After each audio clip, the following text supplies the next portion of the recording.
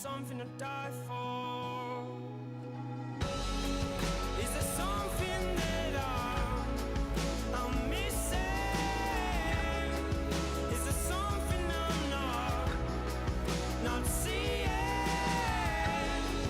Is it not enough just being? Is there something that I started working out after high school into college because I finally had access to a gym because I couldn't afford a gym before that. And so when I got to college, I got a free gym membership, the community gym. And then I went there and I didn't know what the hell I was doing. I was like a cardio bunny. I was doing a ton of crunches and I thought I was all of a sudden gonna have muscles. And I was that typical girl who was scared to do upper body because I thought it was gonna turn into like, ugh, which was so much further from the truth.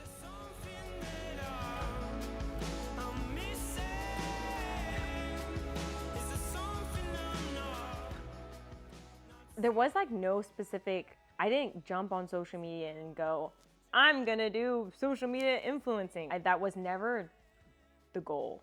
The goal was to just share a little bit of my journey and share a little bit of my life and things that made me happy, fitness. I guess people just resonated and related to things that I was saying because I didn't sugarcoat it. I still don't sugarcoat shit. Like sometimes are good days, some days are bad days. Some days I'm happy, some days I'm like, what is this? What is life? I've struggled with anxiety and depression majority of my life. And growing up, I didn't understand it. I didn't know what it was. I didn't even know that I had it. And growing up, in the time that I did, it wasn't as talked about as frequently and as open and honest as it is now. Like the social media didn't exist. You couldn't just go on your phone and see 10,000 people relating to you.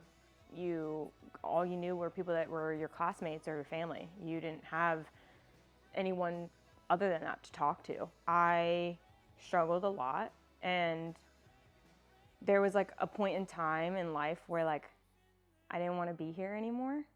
And so I didn't want to be here anymore. And I wanted to escape what was going on in my head and I couldn't. Yeah, I just get really sad talking about it because it makes me sad that like there was a point in time where I didn't want to be here. Oh my God. Is there something that I'm missing? Is there something I'm not seeing? Is it not enough job? After navigating that dark time and my parents, bless their souls, like coming to the realization that I was struggling, they did everything they could. They tried so hard to be there for me as a support, but it's kind of like bringing the horse to the water, but you can't force it to drink. Like there's only so much you can do for someone. Like they have to want it for themselves.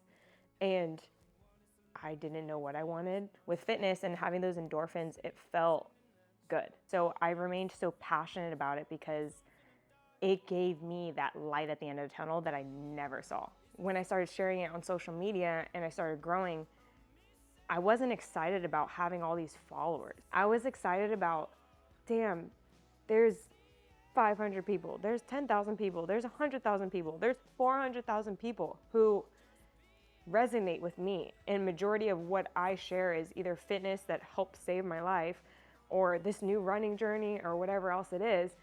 But like, it was cool.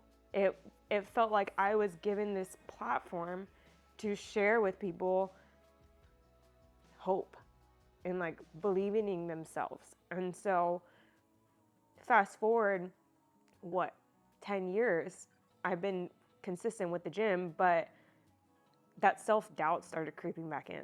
Like I was starting to get into a bad mind space again. And so when someone challenged me on that run question of, well, what makes you scared of running? Like, why don't you do it? That's when I realized, oh no, it's like creeping back in. Like the gym has been my outsource for so long, but I needed more. Like therapy only helps so much. The gym can only help so much. And so I was like, I think this is like what the universe is trying to have me do. Like this is what's next.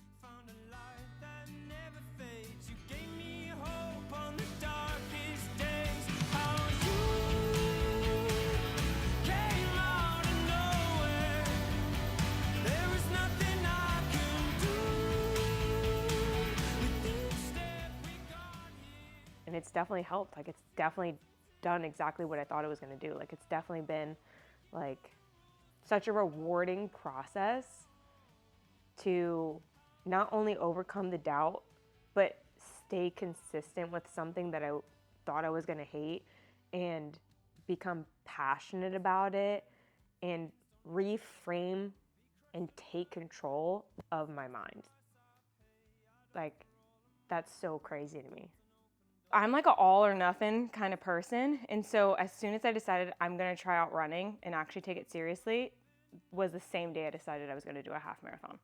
There was no in between. There was no, oh, I'll just start running every now and then. I knew in order to take it seriously, I needed to dedicate myself to something, a plan, and have an end date. I've structured my whole life around this running plan.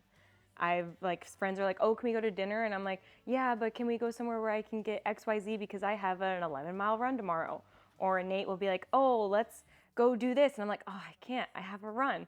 Or let's go to a football game. And I'm like, oh, but I gotta run. It's the first thing that I've put before anything else. And I like it because it's something that makes me happy. Running, your body needs an extra source of carbohydrates. If you're trying to get into running to get leaner, you're probably doing it for the wrong reasons. A lot of people who do running, it's because they genuinely enjoy it and they are fueling their bodies. I was doing 5 to 6 days a week, complete weightlifting.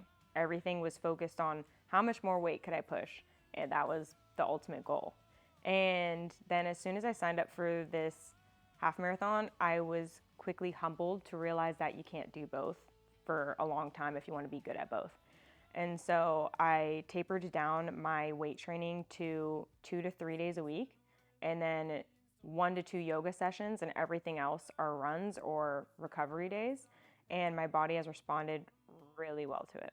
Finished doing a 13-mile run. It felt amazing, and I'm so excited to get this marathon out of the way, and I will catch you in the next one. But I think it helped me be a little bit more accountable, sharing it with so many people. And just within that first week, I had a good amount of people reach out to me and say, you know, I've always wanted to try, but I get shin splints, or I've always wanted to try, but of this, but that. And everybody had their reasoning, just like I had my reasoning. And so it just motivated me even more. I was like, I want to prove to these people that they can do it like I'm doing it. It wasn't for me to prove it to anybody else, but it was fun sharing it and motivating people step by step, week by week. It was kind of turned into a domino effect. It's like, oh, that one fell. Oh, 2 more are gonna fall. Oh, 5, and now we're at 20, 30, and so many people, it's kind of turned into a movement. And I think that's really cool.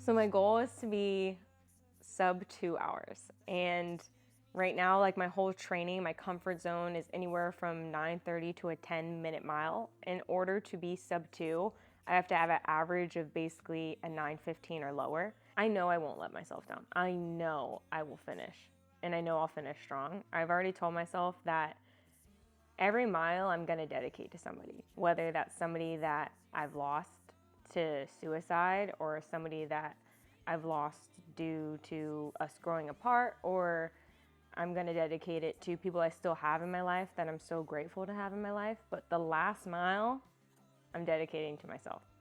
The hardest mile, I'm dedicating to myself. And I am going to sprint that last mile. The running community, they are so supportive. Like, the second you find another runner and you tell them that you signed up for one, they're like, oh my gosh, you're gonna love it. It's gonna be the best. You're gonna have so much adrenaline. So I'm really looking forward to feeling that community feeling on race day. But ultimately, what I'm most excited about is what kind of emotion I'm gonna feel when I cross the finish line. And like, seeing my loved ones. Like, I wish my parents could be there so badly, but just seeing my close friends and Nate, like, there when I'm crossing, that's what I'm really excited about, to just know, like, I did the damn thing. Like, I did it.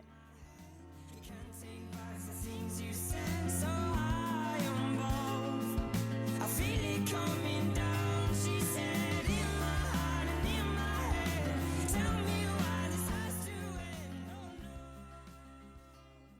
running has turned into a piece of me.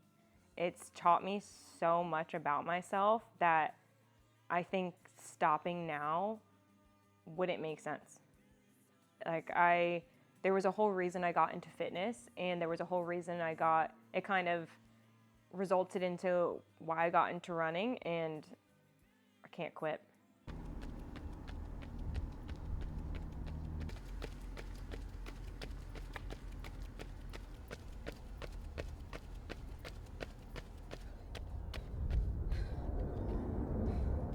I don't know. I've decided that I'm not going to be classified as anything anymore. Like I always thought, I've been trying so hard to change my Instagram name from Ashley Flores Fit because I'm not just fitness. I don't want to be just a fit girl. I don't want to be just a runner. I don't want to be just that girl crying on her couch telling you a story. Like I want to be so much more than that. I just want to be Ashley Flores. Like that's more than enough. It was always more than enough, but I never thought it was enough until now.